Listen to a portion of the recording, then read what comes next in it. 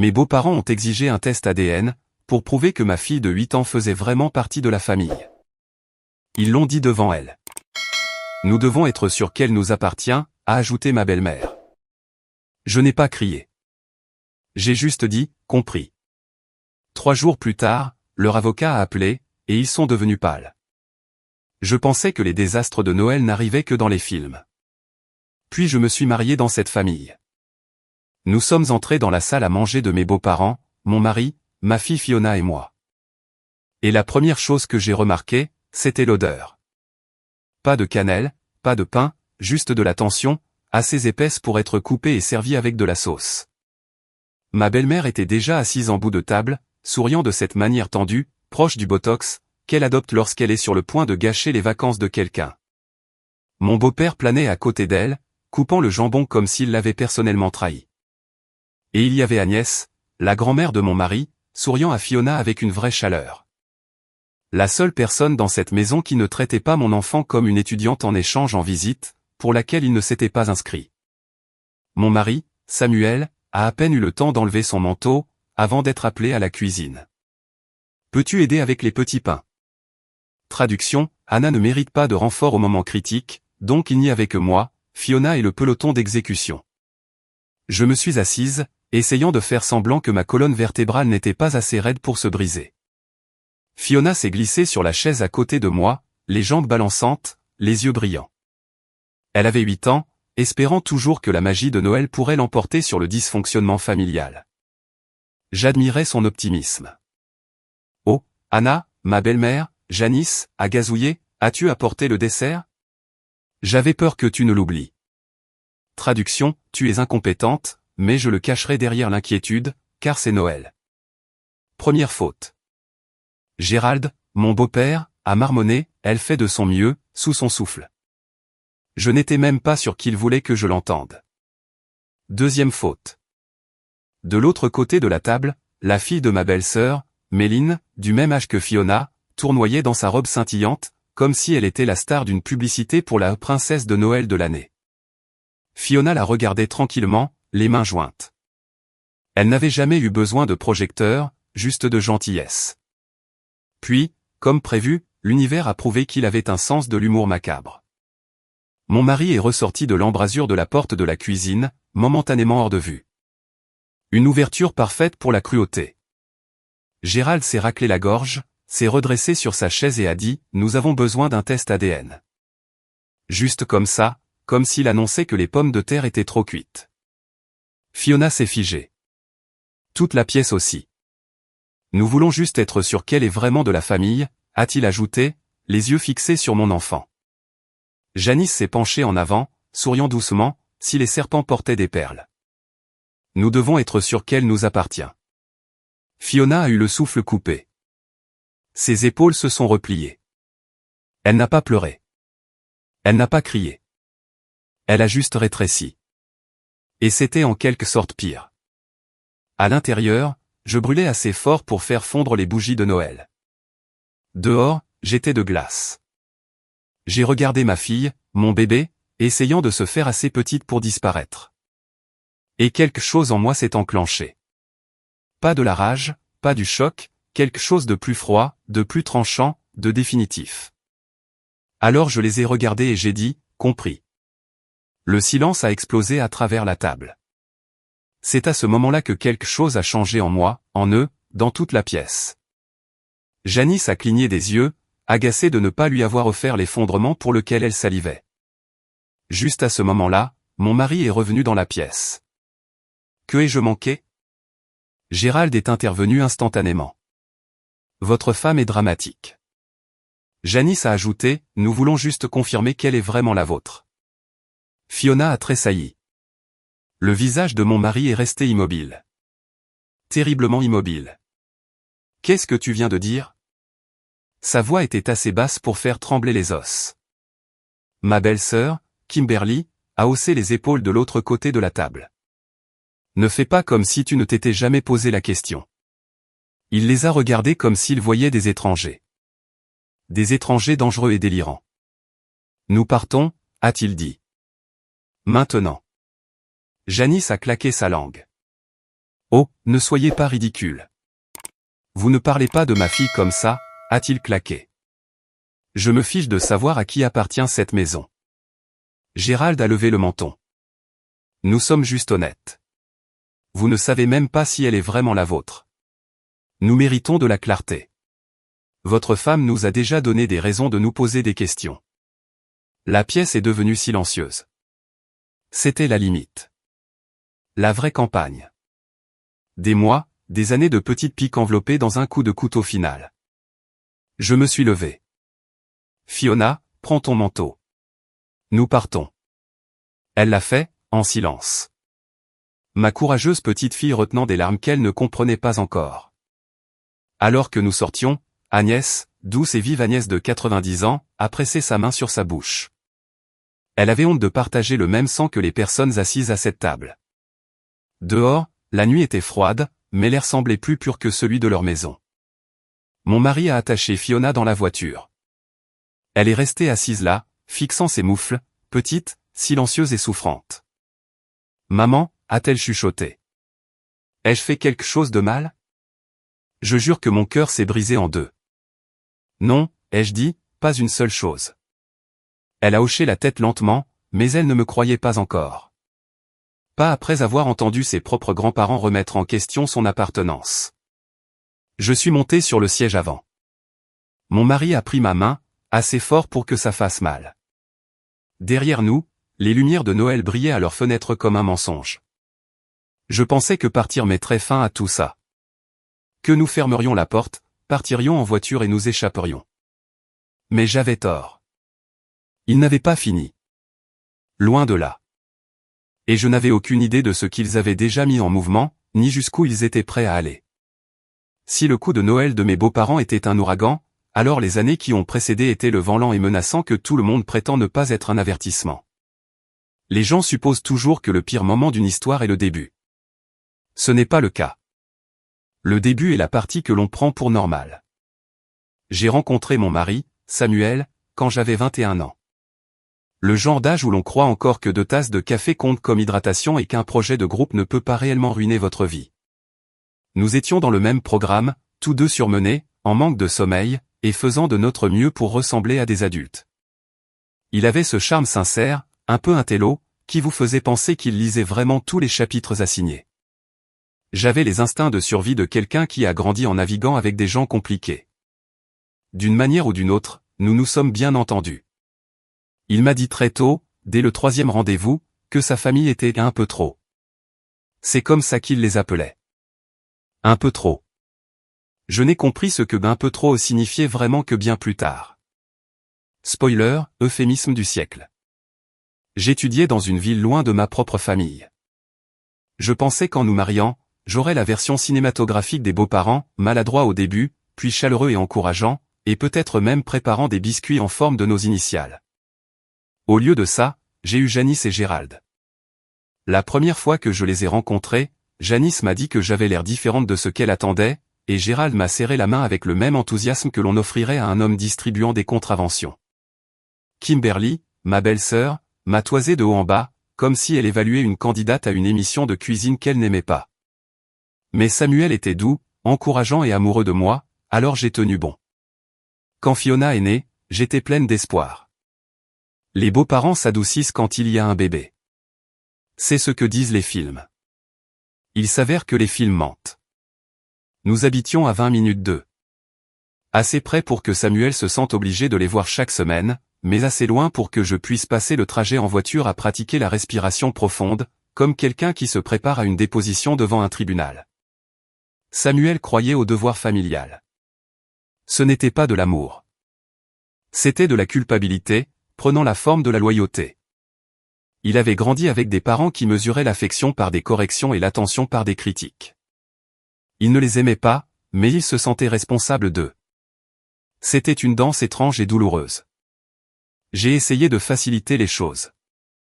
Je suis devenue la belle-fille parfaite, polie, serviable, avec le sourire même quand ça faisait mal. J'apportais des plats aux fêtes. Je nettoyais leur cuisine sans qu'on me le demande.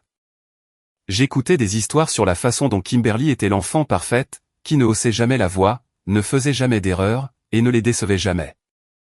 Quand leur mère âgée, Agnès, avait besoin d'aide, j'étais là. Janice lui rendait à peine visite. Gérald ne levait pas le petit doigt. Kimberly n'avait pas le temps, quoi que cela signifie. Alors, je suis venu. J'ai amené Fiona. J'ai nettoyé la cuisine d'Agnès. J'ai changé les ampoules qu'elle ne pouvait pas atteindre.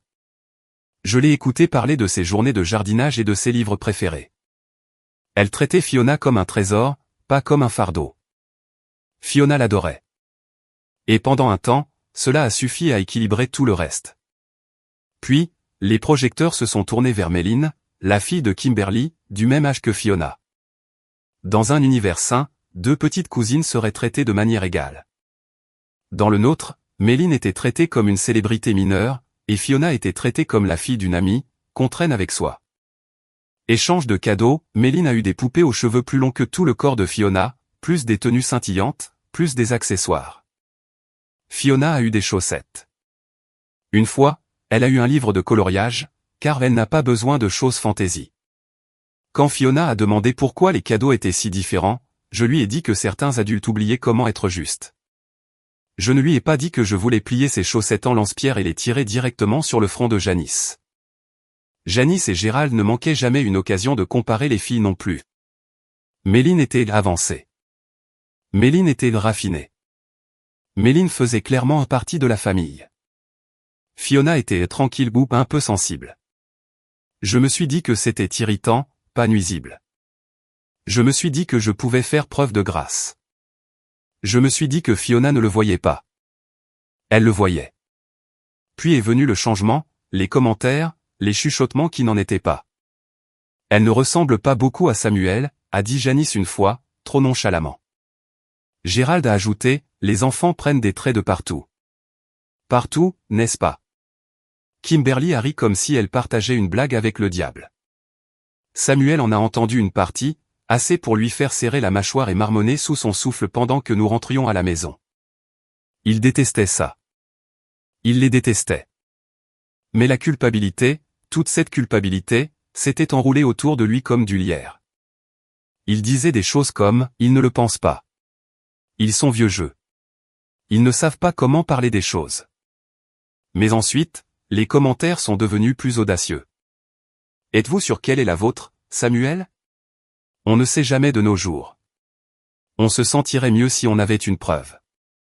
Une preuve, comme si Fiona était une scène de crime. Au début, j'ai balayé ça du revers de la main, parce que la famille dit des choses stupides, n'est-ce pas? Puis j'ai vu le visage de Fiona un jour, lorsqu'elle a entendu Gérald dire, peut-être qu'elle a un autre père. Elle n'a pas pleuré. Elle s'est juste repliée sur elle-même, silencieuse, confuse, meurtrie. J'ai senti quelque chose de froid se mettre en place en moi. Et puis c'est arrivé. Le moment où les allusions ont cessé d'en être. Nous voulons un test ADN, a dit Gérald, en me regardant droit dans les yeux. Je me souviens avoir pensé, c'est la limite. C'est là que nous arrêtons de faire semblant. Je ne savais pas que ça allait empirer. Je ne savais pas que c'était lié à quelque chose de bien plus grand, quelque chose avec des zéros à la fin, quelque chose de caché dans des documents juridiques, quelque chose qui expliquait pourquoi ils étaient soudainement passés de mesquins à vicieux. Je pensais que la question de l'ADN était le point culminant. Ce n'était pas le cas. Ce n'était que le début. Si vous avez déjà claqué une porte derrière vous si fort que vous avez eu l'impression que cela scellait un chapitre de votre vie, c'était nous après Noël chez mes beaux-parents. Sauf que le chapitre n'était pas scellé. Il s'ouvrait sur un désastre entièrement nouveau. Nous sommes rentrés à la maison, et le silence nous a frappés en premier. Pas le genre paisible. Le genre où votre adrénaline est encore dans vos dents, et vos épaules sont coincées entre trembler et vouloir frapper un mur. Fiona est allée directement sur le canapé et s'est recroquevillée sous sa couverture. Mon mari se tenait dans l'embrasure de la porte, comme si quelqu'un l'avait débranché. Je me suis appuyé contre la table et j'ai essayé de me souvenir comment respirer un air qui n'avait pas le goût de l'humiliation. Finalement, il a expiré. « Anna » a-t-il dit, d'une voix grave et dangereuse. « J'en ai fini. » Avec eux, ai-je demandé, bien que je connaisse déjà la réponse. « Avec tout » a-t-il dit. « L'argent, l'aide, les visites hebdomadaires, tout. » Cela a sorti mon cerveau de son mode de gel. Pendant des années, Samuel avait envoyé à ses parents environ $200 par mois. Rien d'extravagant, mais assez pour que ce soit clairement plus une question de culpabilité que d'assistance. Il avait toujours haussé les épaules et dit des choses comme « ça les fait se sentir soutenus » ou « c'est juste ce qu'on fait ». Maintenant, il a marché jusqu'au comptoir, s'est connecté à son application bancaire, et a annulé le virement, comme s'il coupait une corde qui lui était passée autour du cou depuis l'enfance. Voilà, a-t-il dit, c'est fait.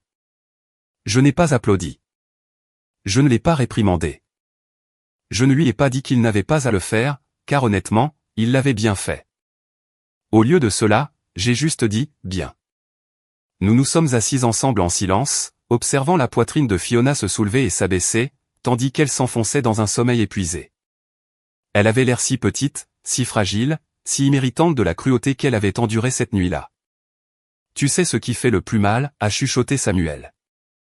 Qu'il l'ait dit devant elle, ai-je répondu instantanément. Il a hoché la tête, la mâchoire serrée. Et qu'il le pensait vraiment. J'ai tendu la main. Il m'a regardé avec le genre d'expression qui ne vient que lorsqu'un homme réalise que ses parents ne sont pas seulement un peu trop, ils sont toxiques. J'aurais souhaité que ce soit la fin de la nuit, mais les personnes toxiques sont comme des ratons laveurs. Dès que vous pensez qu'elles ont abandonné, elles reviennent sur votre porche, renversant vos poubelles. Vers 21h30, le téléphone de Samuel a sonné. Numéro inconnu. Il a répondu et s'est immédiatement redressé. Oui. Oui, c'est bien lui. Demain matin. Bien sûr, nous serons là. Il a raccroché. Son visage était illisible. Qui était-ce, ai-je demandé.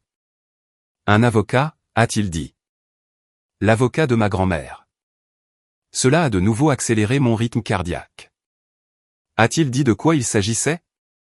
Non, seulement que c'est important, et qu'elle veut que nous venions.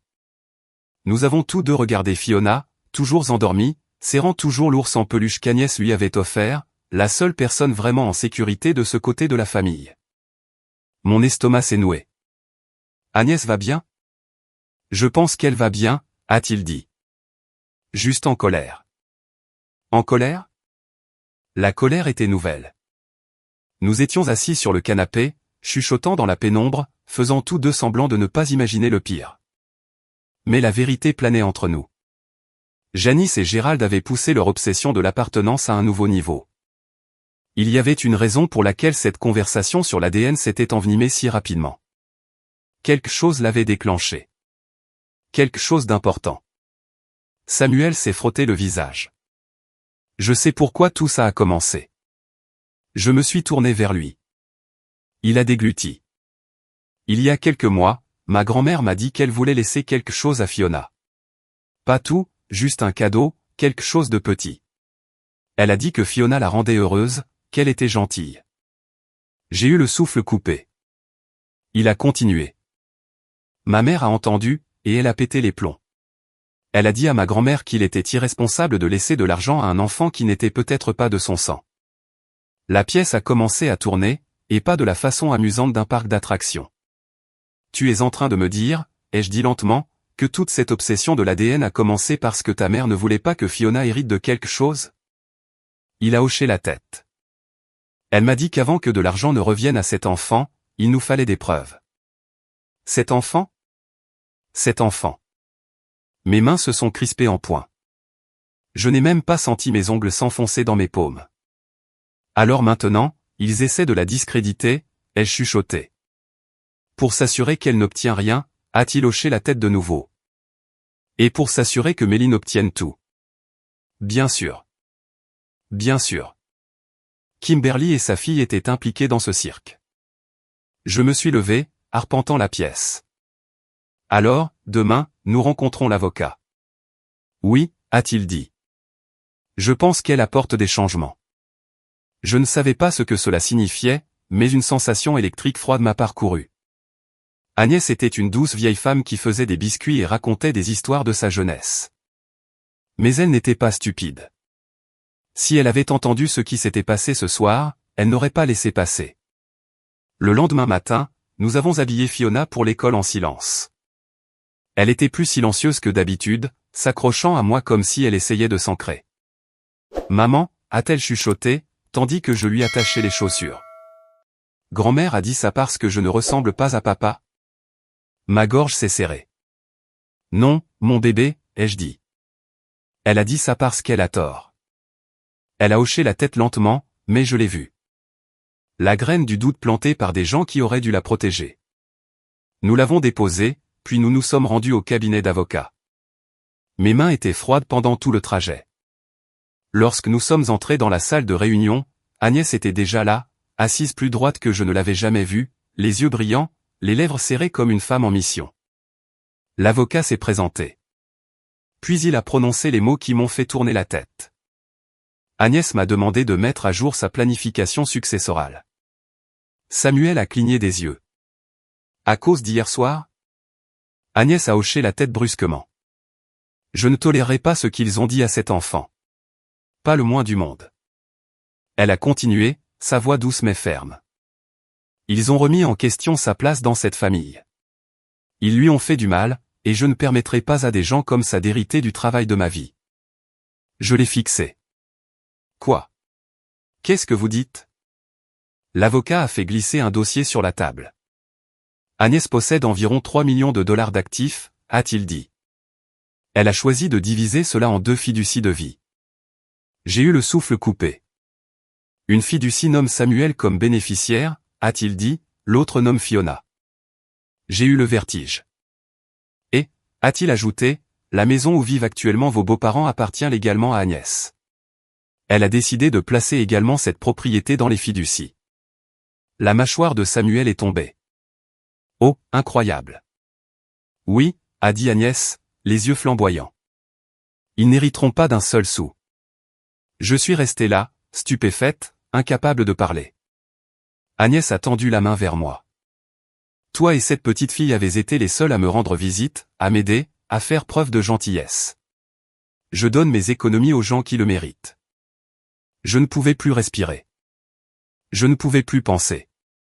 Mon cœur battait à tout rompre, comme s'il essayait de s'échapper de ma poitrine. Nous sommes rentrés chez nous dans un silence stupéfait, chacun d'entre nous essayant de digérer ce qui venait de se passer. Nous avions à peine franchi notre porte d'entrée, lorsque mon téléphone s'est illuminé comme une alarme incendie. Un appel de Janice, puis de Gérald, puis de Kimberly, tous coup sur coup. Samuel a décroché, et les cris ont commencé. Ce n'était pas seulement de la colère. C'était de la panique. Une vraie panique. Une panique liée à l'argent, à la perte de la maison. Il n'avait aucune idée que ce n'était que le début. Après l'éclatement d'une famille, il y a toujours une période où tout semble instable, comme si vous attendiez la suite.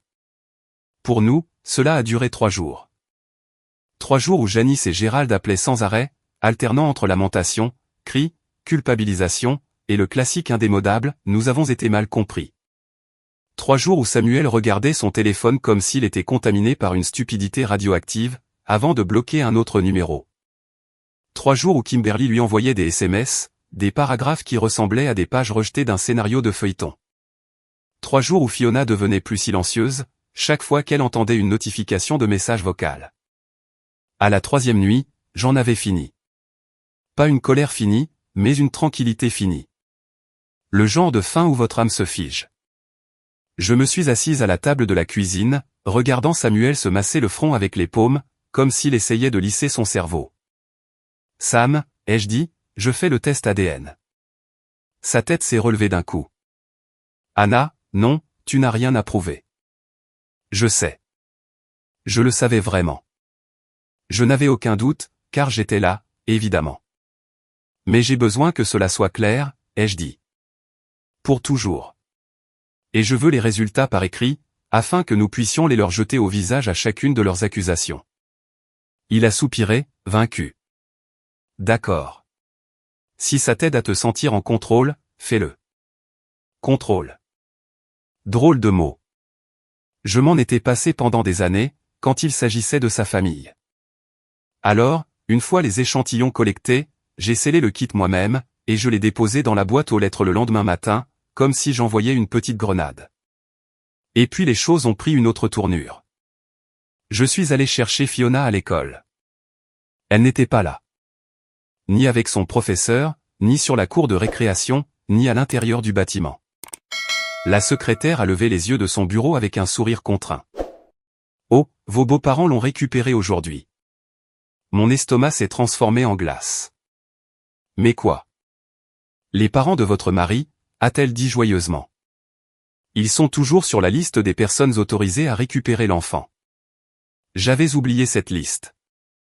Celle que nous avions remplie quand Fiona a commencé l'école. À l'époque où la pire chose que Janice ait jamais dite était que ma casserole était un peu non conventionnelle. J'ai appelé Samuel. Pas de bonjour, pas de bavardage. Ils l'ont prise. Quoi? Sa voix s'est brisée d'une rage que j'avais rarement entendue. Tes parents l'ont récupérée. J'y vais. J'arrive tout de suite. Je n'ai pas attendu. J'ai conduit. Leur porte d'entrée s'est ouverte, comme s'ils m'attendaient. Anna. Janice a dit, souriant de tout son visage pour la première fois depuis probablement 6 ans. Entrez. Vous allez adorer ce que nous avons fait. Je suis entré. On aurait dit que le rayon jouet de Target avait explosé. Des poupées neuves, une trottinette, 2 sacs d'une boutique haut de gamme pour enfants, même un petit trampoline d'intérieur installé dans leur salon. Et il y avait Fiona, assise sur le canapé, nerveuse, petite, serrant une licorne géante en peluche comme un bouclier. Maman, a-t-elle dit doucement. Il n'arrêtait pas de me donner des choses. J'ai regardé Gérald. Nous voulons juste nous assurer que notre petite fille est heureuse, a-t-il dit avec un grand sourire faux et fier. Nous l'aimons tellement. Mon humour sexe est activé comme un mécanisme de défense. Oh, ça, c'est nouveau. Janice a fait un petit bruit de mécontentement. Ne sois pas dramatique, Anna. Nous l'avons toujours aimé. Nous le montrons juste davantage. Bien sûr. Le montrer davantage, parce que les gens montrent toujours leur amour juste après avoir été exclus d'un héritage de 3 millions de dollars. Puis Janice s'est accroupie devant Fiona et lui a pris le menton. Tu diras à ton arrière-grand-mère combien tu aimes ses cadeaux, n'est-ce pas? Elle a besoin de savoir qui tient vraiment à toi. Ma vision s'est brouillée. Pendant une seconde, je n'étais pas sûr d'aller m'évanouir ou de commettre un crime. Heureusement, Samuel est arrivé avant que l'un ou l'autre ne puisse se produire. Qu'est-ce que vous foutez? A-t-il claqué dès qu'il est entré. Gérald s'est redressé. Nous nous rapprochons de notre petite fille. Vous l'avez enlevée de l'école. Nous l'avons récupérée, a corrigé Janice. Parce que vous deux avez été déraisonnables. Je n'ai rien dit.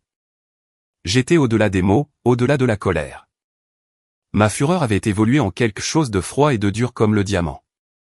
Fiona, ai-je dit, va chercher ton sac à dos. Nous partons. Elle n'a pas hésité.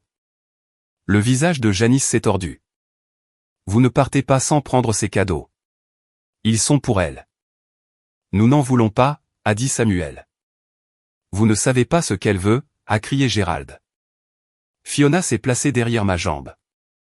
Je veux rentrer à la maison. C'était ça. Le moment où le sortilège s'est brisé. Nous sommes sortis. Janice a hurlé derrière nous, ce n'est pas fini, ce qui historiquement est ce que les gens disent juste avant que ça ne le soit, en fait. Sur le chemin du retour, Fiona était silencieuse. Puis elle a dit quelque chose qui a fait que mon cœur s'est replié sur lui-même. Maman, pourquoi ne m'aiment-ils que quand ils veulent quelque chose? 8 ans. 8 ans. Aucun enfant ne devrait jamais avoir à prononcer cette phrase. Je lui ai tenu la main. Ils ne savent pas ce qu'est l'amour, mon bébé. Mais nous, oui. Elle a hoché la tête lentement, mais ses yeux étaient pleins de nuages d'orage. Cette nuit-là, Samuel et moi avons rédigé une lettre de cessation et d'abstention, avec l'aide d'un ami avocat. Nous avons retiré Janice et Gérald des listes de contacts de l'école, bloqué tous les numéros, et fermé la porte avec force. Puis nous l'avons dit à Agnès. Elle est devenue silencieuse, puis furieuse, puis déterminée. J'en ai fini, a-t-elle dit. Ils n'auront plus la chance de me manipuler, ni de manipuler cet enfant. Le lendemain matin, elle a rencontré son avocat. Dans l'après-midi, tout a été finalisé. Sa fiducie, autrefois révocable, est devenue irrévocable. La maison, les économies, tous les biens qu'elle possédait. La moitié à Samuel, la moitié à Fiona. Pas de faille, pas de changement. Aucune chance pour Janice ou Gérald de revenir en force. Quand la paperasse a été réglée, Agnès m'a appelé elle-même. « Vous êtes ma famille », a-t-elle dit. Non. J'ai pleuré après avoir raccroché, durement. Non pas à cause de l'argent, mais parce que quelqu'un nous avait enfin choisis. 2 jours plus tard, les résultats de l'ADN sont arrivés. Une correspondance aussi claire que le jour, la fille de Samuel. Exactement ce à quoi nous nous attendions. Nous avons imprimé le rapport, l'avons joint à la mise en demeure, et en avons envoyé des copies à Janice et Gérald. Quelques heures plus tard, le téléphone de mon mari a sonné. Numéro masqué. Il n'a pas répondu. Un message vocal est tout de même passé. C'était Janice qui sanglotait, suppliait, désespérée. Exactement le bruit que font les gens, quand tout ce qu'ils ont essayé de détruire se révèle indestructible. Je n'ai pas crié. J'ai juste écouté. Et finalement, je me suis senti libre. Cela fait 3 mois, et les retombées ont été spectaculaires. Janice et Gérald ont déménagé de leur maison la même semaine, que les documents de fiducie sont devenus officiels.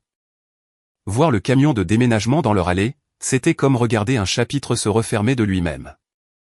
Ils ont essayé un dernier message vocal rempli de culpabilité, mais nous n'avons pas répondu. Nous en avions déjà fini. Fiona dort mieux maintenant. Samuel sourit davantage. Et Agnès, elle s'épanouit avec la paix qu'elle aurait dû avoir il y a des années. Alors, qu'en pensez-vous? Agnès a-t-elle fait la bonne chose en déshéritant sa propre fille, ou est-elle allée trop loin?